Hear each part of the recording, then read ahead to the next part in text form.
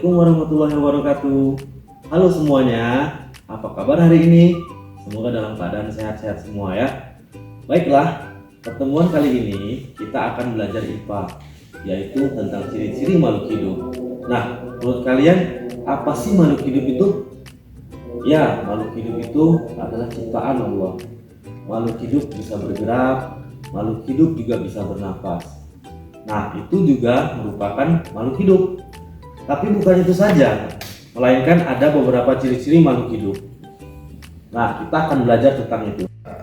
Oh iya, sebelum kita belajar, saya akan menjelaskan dulu tujuan pembelajarannya, yaitu kalian dapat mengamati contoh-contoh nyata dan demonstrasi yang menggambarkan konsep tentang ciri-ciri makhluk hidup, sehingga meningkatkan pemahaman dan daya ingat terhadap konsep-konsep tersebut. Yuk, kita lihat videonya pembelajarannya. Check it out. Makhluk hidup itu ada tiga, yaitu manusia, hewan, dan tumbuhan yang dikatakan sebagai makhluk hidup. Nah, makhluk hidup tersebut memiliki ciri-ciri yang banyak sekali, tetapi di sini saya jelaskan hanya 8 ciri-ciri makhluk hidup. Makhluk dikatakan sebagai makhluk hidup atau benda hidup. 1. Dia bernafas. Yang kedua, memerlukan makan dan minum, bergerak, tumbuh dan berkembang biak atau reproduksi, peka terhadap rangsang atau iritabilitas, menyesuaikan diri terhadap lingkungan atau adaptasi, dan yang kedelapan yaitu mengeluarkan sisa atau ekskresi.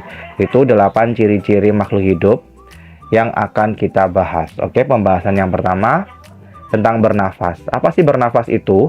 Bernafas adalah kegiatan yang tanpa kita sadari sehari-hari, berlangsung berulang-ulang sampai kita masih hidup gitu kan ya. Menghirup oksigen atau O2 dan menghembuskan karbon dioksida atau CO2 serta uap air atau H2O yang gunanya untuk apa? Bernafas itu untuk oksidasi atau pemecahan makanan sehingga menghasilkan energi di dalam tubuh kita. Nah, apa buktinya kita saat bernafas mengeluarkan uap air? Contoh nyata gini ya, kita setelah mandi di kamar mandi ada kaca, kemudian kita menghembuskan nafas di depan kaca tersebut, akan tampak kaca tersebut menjadi buram. Nah, itu contoh bahwa saat kita bernafas kita mengeluarkan uap air. Nah, alat pernafasan berbagai makhluk hidup berbeda-beda. Tumbuhan, dia mengambil gas melalui mulut daun atau stomata dan lentisel. Sedangkan manusia, jenis mamalia, yaitu hewan yang menyusui, kemudian reptil, buaya gitu ya. Aves, jenis burung, amfibi, hewan katak misal contohnya, itu bernafas dengan paru-paru. Sedangkan berudu dan ikan, dia bernafas dengan insang. Dan serangga bernafas dengan trakea. Jelas ya anak-anak?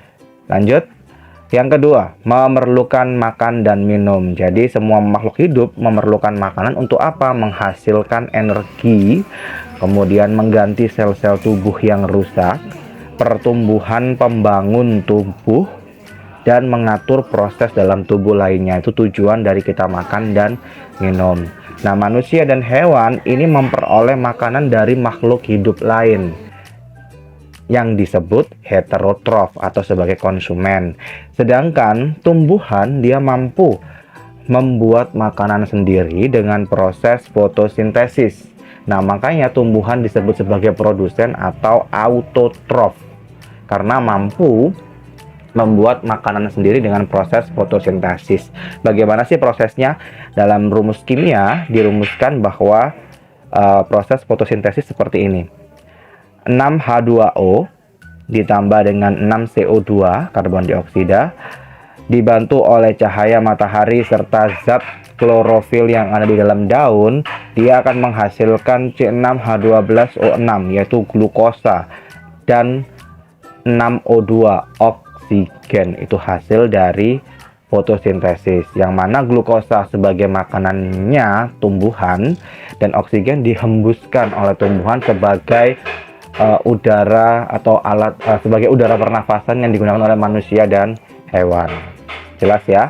Kita ke ciri-ciri yang ketiga, yaitu bergerak. Ya, bisa dilihat dari gambar tersebut, ada tumbuhan yang bergerak dan hewan yang bergerak. Nah, gerak adalah perpindahan tempat dan posisi tubuh atau bagian tubuh makhluk hidup sebagai respon atau tanggapan terhadap rangsangan baik dari dalam ataupun dari luar tubuh. Itu dinamakan gerak. Nah, gerakan manusia dan hewan umumnya dapat kita lihat jelas karena mereka memiliki otot dan alat gerak khusus. Jelas sekali mereka berpindah dari satu tempat ke tempat lain. Tetapi tumbuhan itu tidak mengalami perubahan tempat dan tidak terlihat jelas. Dia posisinya tetap di situ, tetapi ada yang bergerak. Nah, dapat diamati seperti gerak batangnya ke arah matahari seperti gambar yang ada di video ini ya. Bunga anggrek yang batangnya menuju ke sumber cahaya. Kemudian contoh lagi, putri malu yang kita sentuh akan bergerak. Itu termasuk contoh bahwa tumbuhan bergerak. Jadi tidak hanya berjalan tidak berjalan seperti manusia dan hewan. Tumbuhan bergerak, batangnya bergerak, daunnya seperti itu, bukan bergerak seperti tiup angin loh ya, karena bergerak karena adanya rangsangan dari dalam maupun dari luar. Oke, lanjut ke ciri-ciri yang keempat, tumbuh dan berkembang. Ini berbeda ya. Tumbuh adalah proses peningkatan jumlah ukuran dan volume sel-sel tubuh. Nah, jika berkembang adalah proses menuju kedewasaan atau berkaitan dengan suatu kematangan organ sehingga berfungsi. Tumbuh dan berkembang ini satu kesatuan tetapi berbeda makna. Jika tumbuh mulai kita dari bayi ya, dari bayi kemudian menjadi dewasa, ini namanya tumbuh. Badan kita semakin tinggi, badan kita semakin besar dan lebar ya, itu tumbuh. Bagaimana dengan berkembang? Berkembang itu kemampuan kita. Ya, misal kita dari TK belajar membaca, belum bisa membaca, akhirnya bisa membaca, itu berkembang. Belum bisa memilih warna. Kita menggunakan mata kita saat dewasa, saat berusia 7-8 tahun kita paham.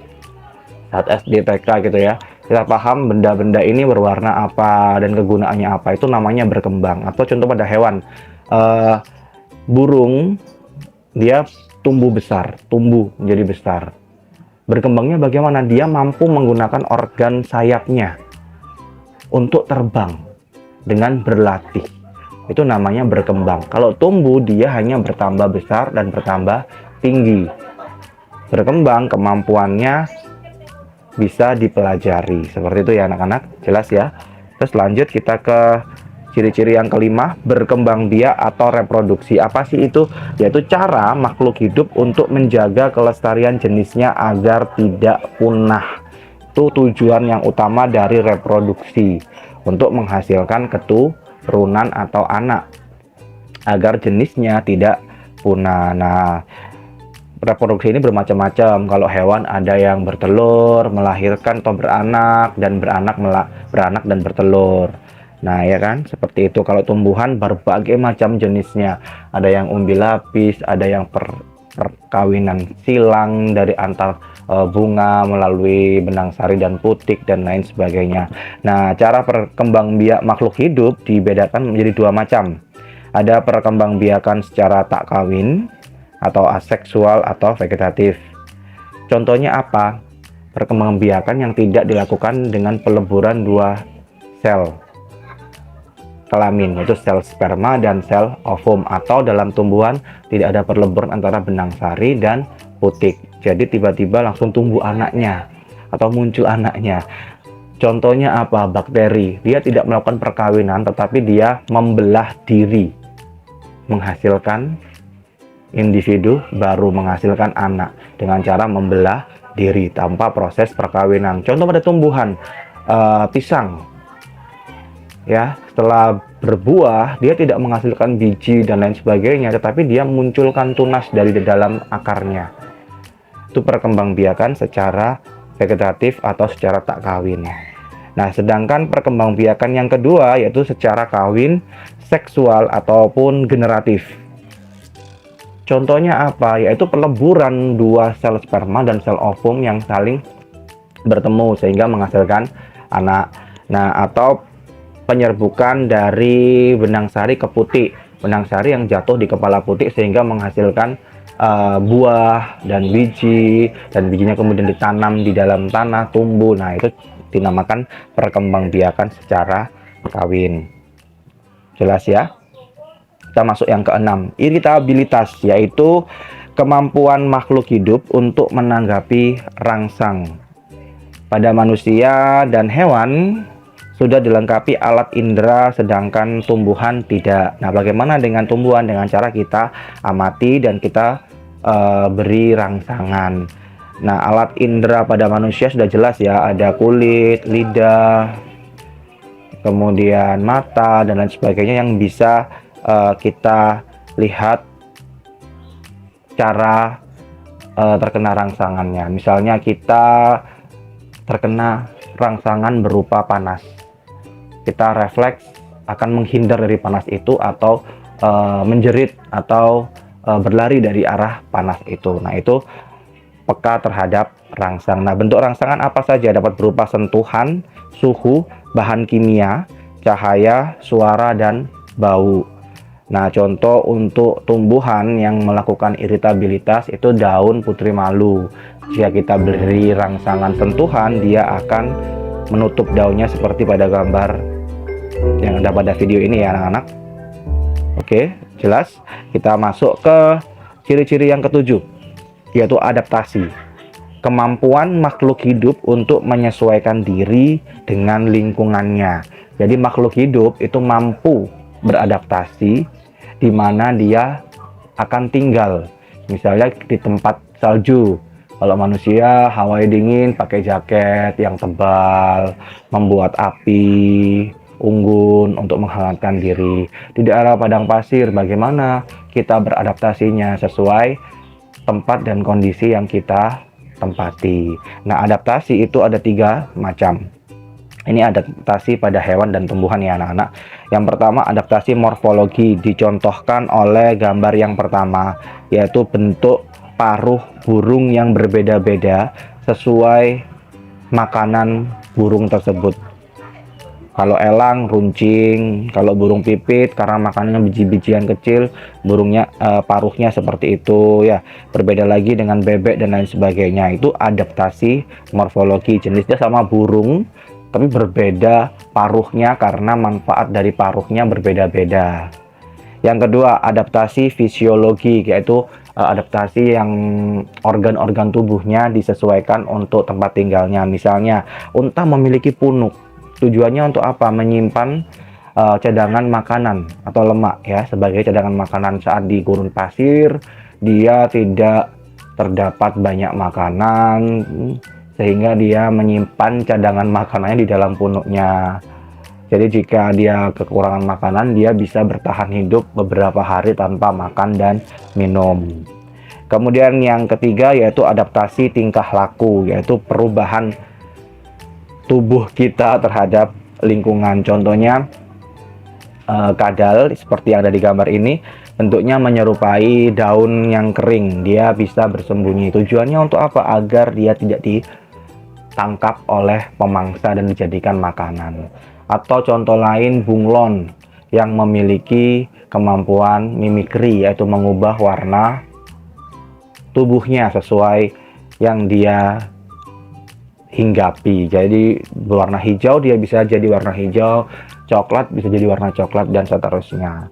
Itu kemampuan adaptasi dari makhluk hidup. Kita masuk ke ciri-ciri yang terakhir dari makhluk hidup, yaitu mengeluarkan zat sisa atau dalam ilmu biologi disebut ekskresi, yaitu membuang zat sisa hasil proses metabolisme di dalam tubuh. Jadi dalam tubuh manusia ataupun hewan ataupun tumbuhan itu ada zat-zat yang sudah kita pakai tetapi tidak kita gunakan kembali atau disebut zat sisa.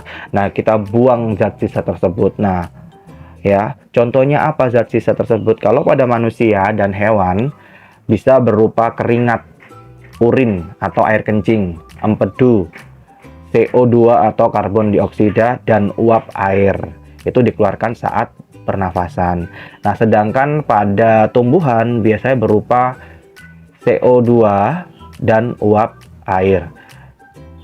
Jelas ya?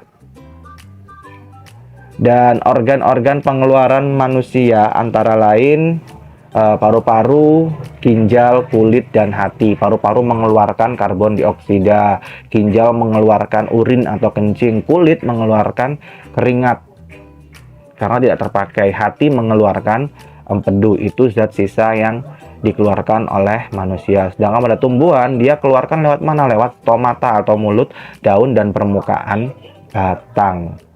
Ya, jelas sekali ya. Selanjutnya, coba perhatikan dan kalian coba kerjakan soal berikut. 1.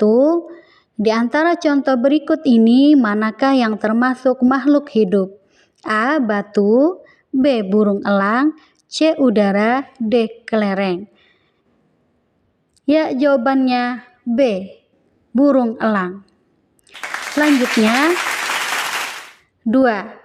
Di antara contoh berikut ini, manakah yang termasuk benda tak hidup?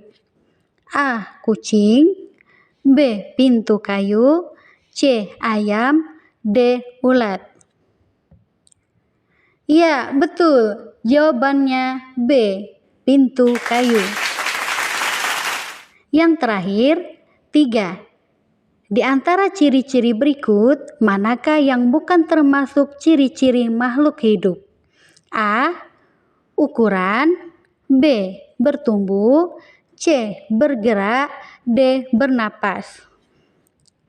Ya, betul. Jawabannya A. Ukuran.